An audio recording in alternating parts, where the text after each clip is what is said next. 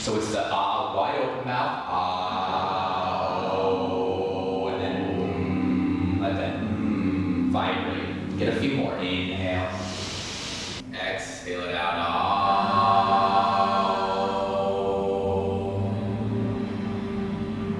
Yeah, just go in your own pace. Inhale, notice.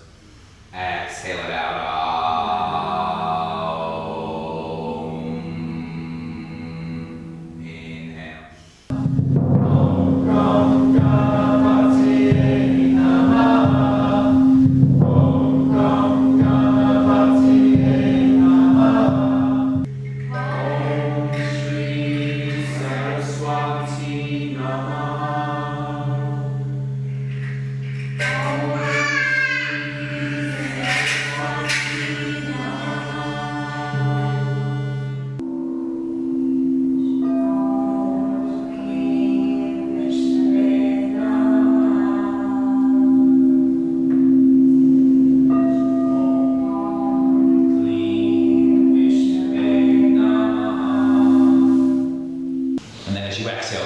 Pull into the hands as you exhale it all out.